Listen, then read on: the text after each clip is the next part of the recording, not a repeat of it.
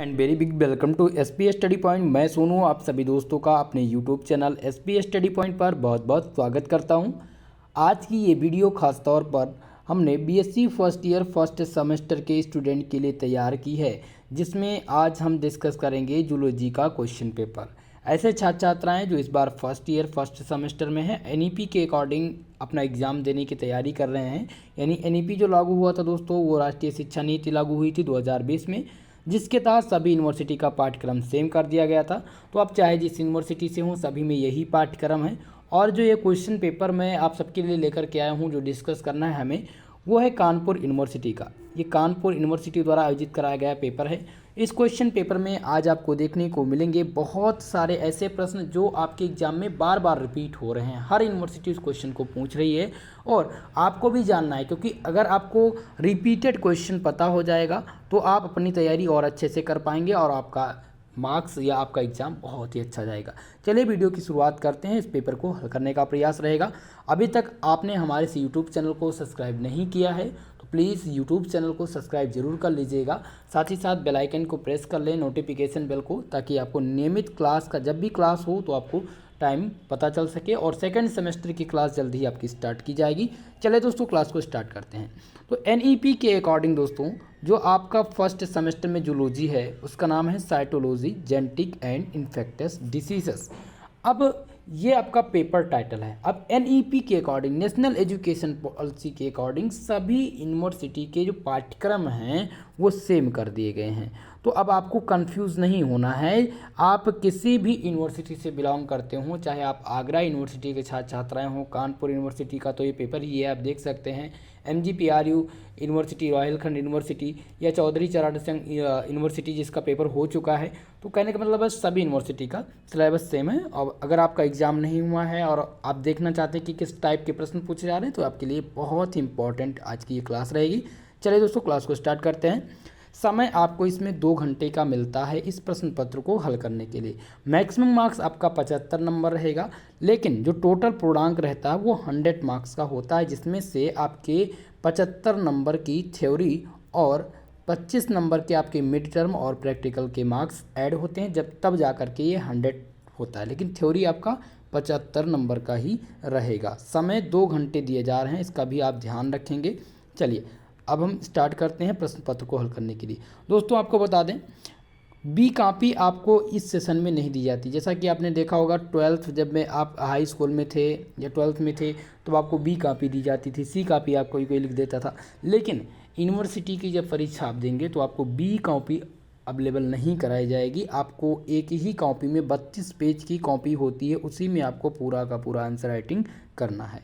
ठीक है, चलिए सेक्शन 1 में जो प्रश्न पूछे जाएंगे वो वेरी शॉर्ट टाइप क्वेश्चन के होंगे, जिन्हें हिंदी में कहा जाता है अति लघुत्तरीय प्रश्न। ठीक है, अब यहाँ पर देखिए, यहाँ पर दिया गया है कि पहला जो सेक्शन है वो कंपलसरी है और ईच क्वेश्चन 5 मार्क्स, यानी प्रत्येक जो प्रश्न रहेंगे वो 5 नंबर के रहेंगे।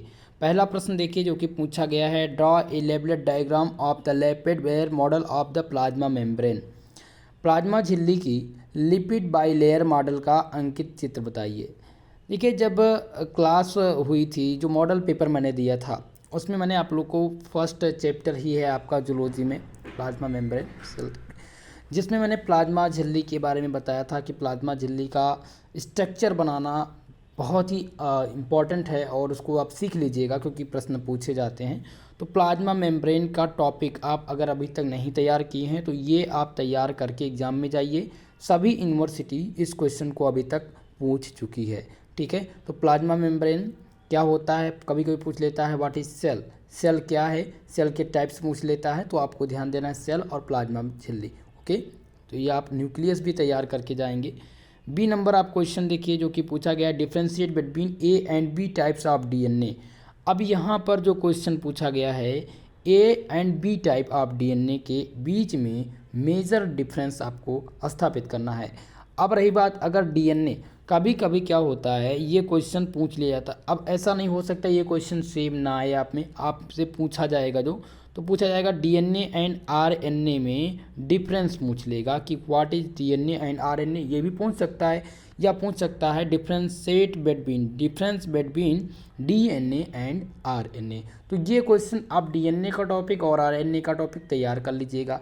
एक यहाँ से डीएनए से एक लॉन्ग टाइप का प्रश्न बनता है आपके एग्जाम में, जो बनता है क्या, कौन सा क्वेश्चन बनता है, पूछ लेता है what is DNA and give Watson and Crick model for DNA. ठीक है, वाटसन एंड क्रिक का जो मॉडल था डीएनए के लिए वो आपको बताना होगा। ये लॉन्ग टाइम में पूछा जाता है, तो इसका आप विशेषकर ध्यान रखेंगे।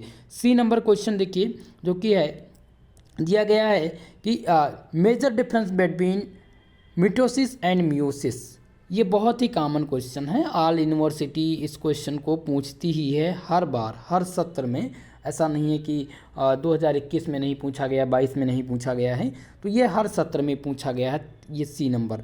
अब यहाँ पर अर्धसूत्री और सूत्री विभाजन, देखिए ध्यान रखिएगा, सूत्री और अर्धसूत्री विभाजन ये दोनों ऐसे क्वेश्चन हैं जो हर बार पूछे जाते हैं, और ये कभी कभी इस पर टिप्पणी लिखने के लिए पूछ सकता है। Right A short note on mitosis and meiosis. सूत्री विभाजन और अर्धसूत्री विभाजन का टॉपिक आप तैयार करके जाएंगे, 100% ये क्वेश्चन आना है।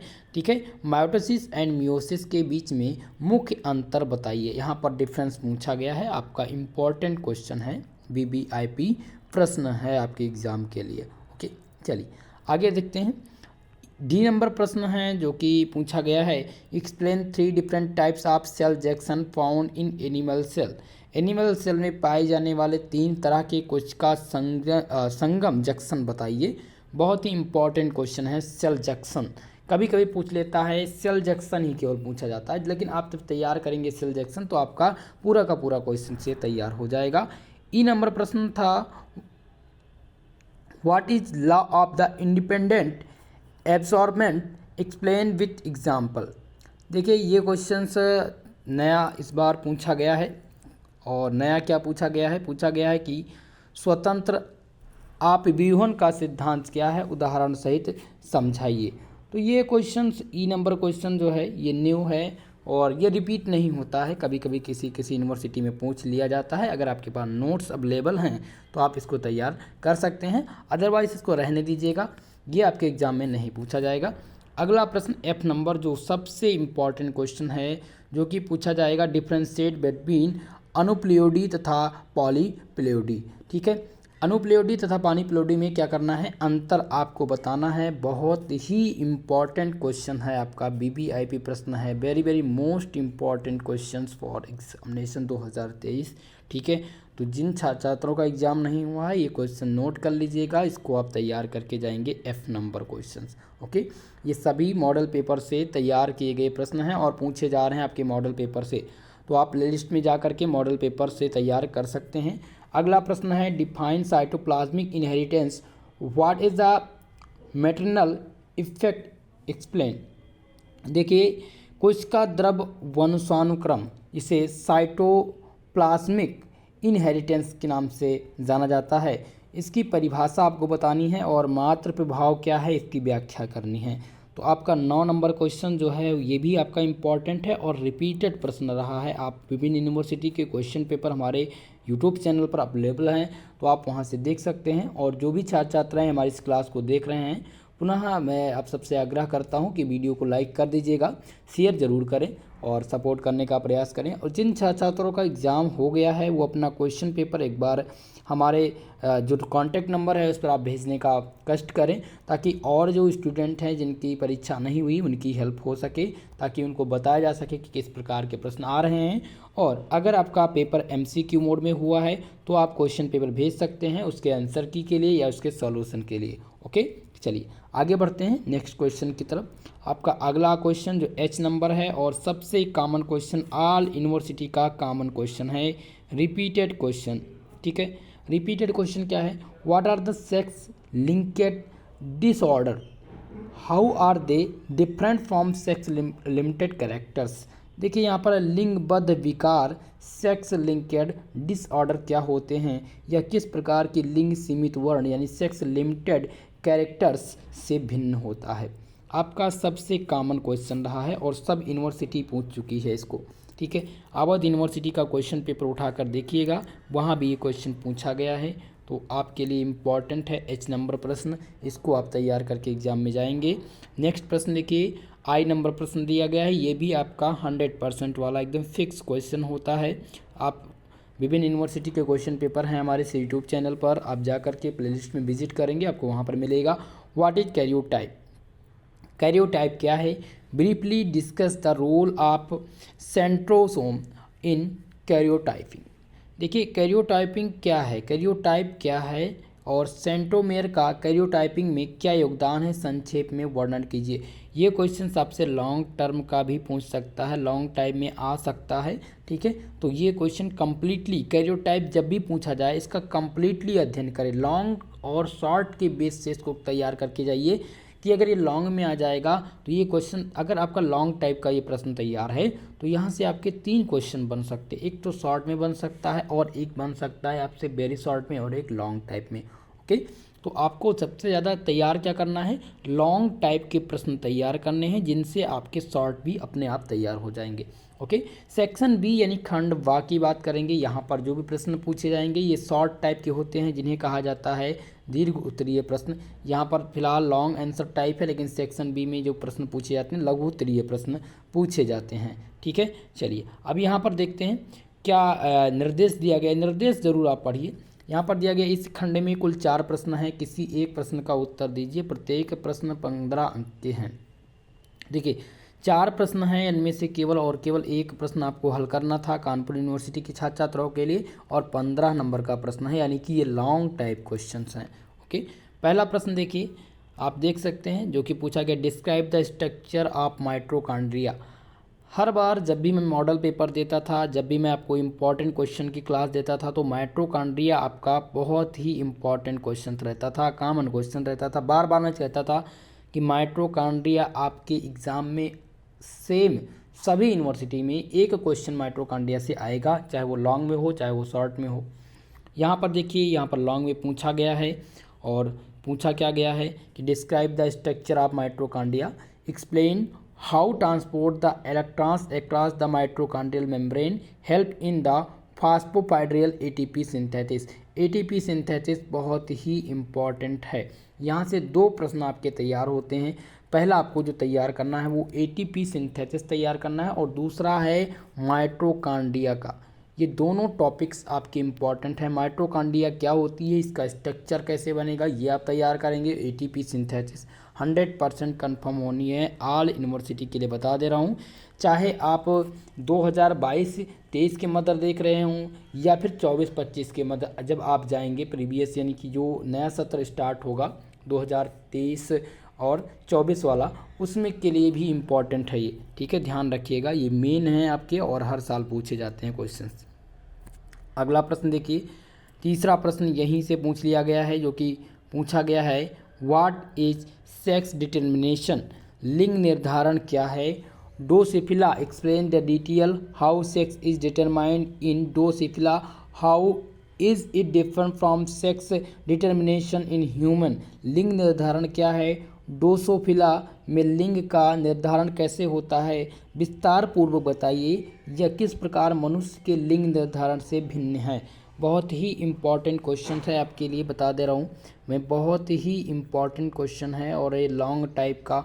अगर आज आप जो बता रहा हूँ मैं इतना तैयार कर लेते हैं तो अदर आपको पढ़ने की ज़रूरत नहीं होगी। लगभग 75% क्वेश्चंस सेम यही पूछे जाने हैं आपके एग्ज़ाम में, ओके। चलिए अगला प्रश्न देखिए, जो कि पूछ लिया गया डीएनए तथा आरएनए के बीच मुख्य अंतर। जैसा कि मैंने आप लोग को बताया था कि difference between DNA and RNA, explain how nucleosome and solenoid structure add in DNA compaction. DNA तथा आरएनए के बीच मुख्य अंतर बहुत इंपॉर्टेंट है। ये किस प्रकार से न्यूक्लियोसोम तथा सॉलिन्यूक्लियोटाइड संरचना डीएनए में संघनन के सहायक होते हैं, आपको बताना है। तो आप इस क्वेश्चन को कम्प्लीटली तैयार कर लीजिएगा। डीएनए और आरएनए आपने तैयार कर लिया होगा, मुझे आशा है कि आप लोग तैयार कर चुके होंगे। अगर क्लास आप देखते हैं, कुछ लोग का कमेंट भी आता है कि सर आपके बताए हुए क्वेश्चंस आते हैं। अगर हमारे मॉडल पेपर से आपको प्रश्न मिलते हैं, अगर हमारे इम्पॉर्टेंट क्वेश्चन से आपको क्वेश्चन मिलते हैं, आपका एग्ज़ाम अच्छा जाता है, तो आप कमेंट करके बताया करिए। प्लीज़ कमेंट के माध्यम से आप ज़रूर बताइए कि आपको हेल्प मिल रही है क्लास से या नहीं मिल रही है। ये आपका फ़र्ज़ है। देखो दोस्तों, आपके लिए मैं मेहनत करता हूँ, फ्री में क्लास देता हूँ, सारी चीज़ें अवेलेबल हैं।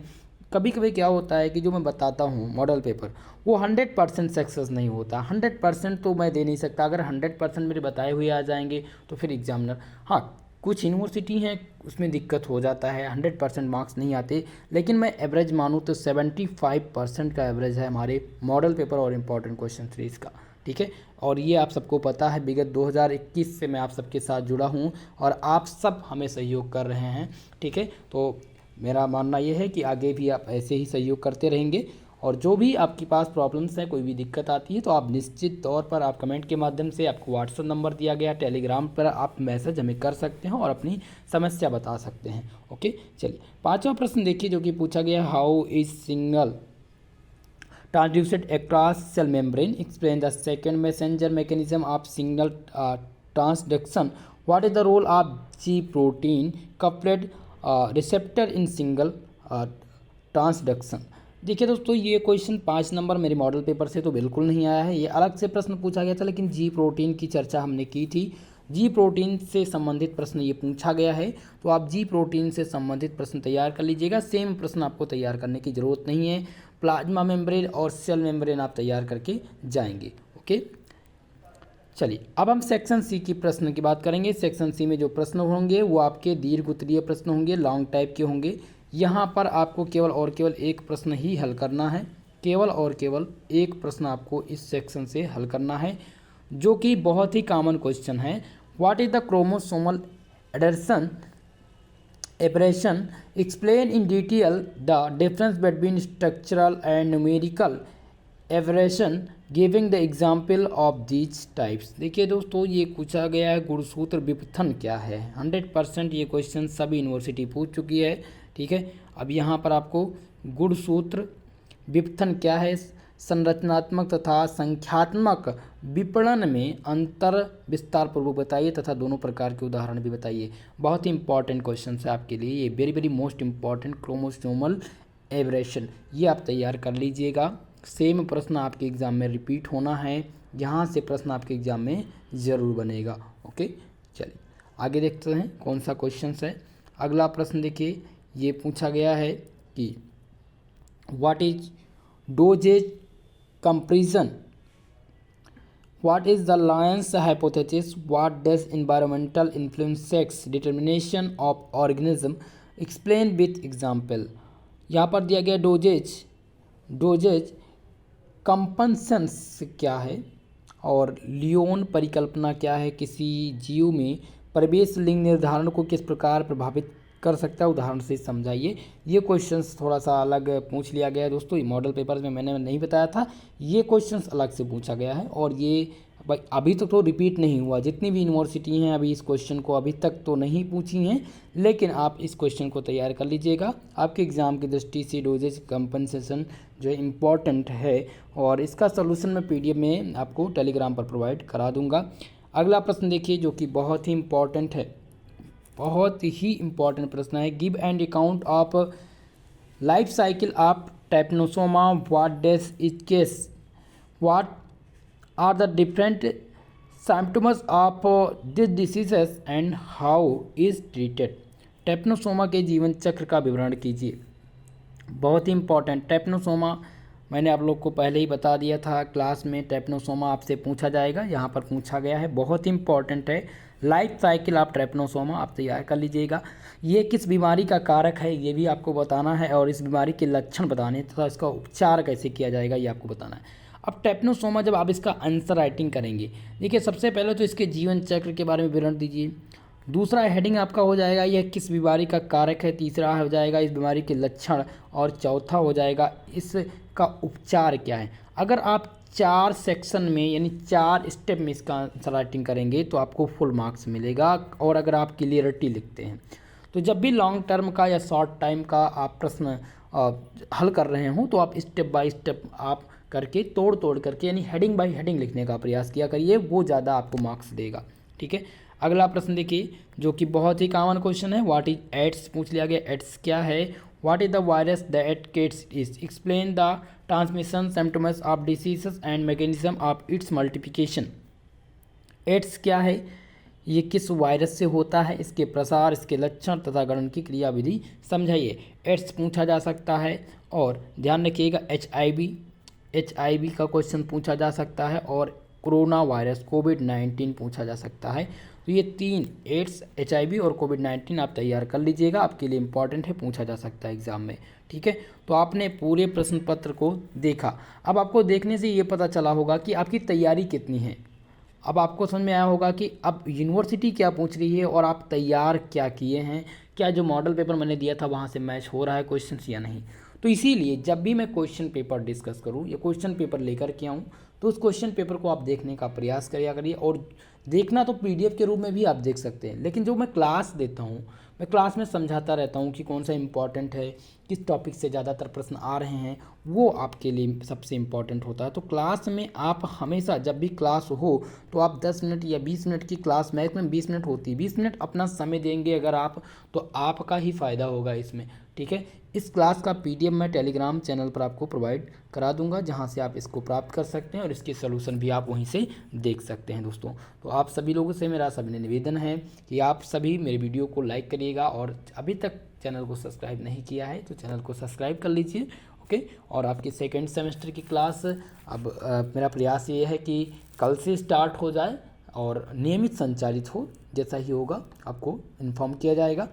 और 4th सेमेस्टर के जो भी हमारे प्यारे छात्र छात्राएँ हैं उनके लिए भी क्लास कल से दी जाएगी, जिसमें केमिस्ट्री की क्लास स्टार्ट हो रही है कल से ही। ओके, तो मिलते हैं कल की क्लास में, तब तक के लिए जय हिंद जय भारत।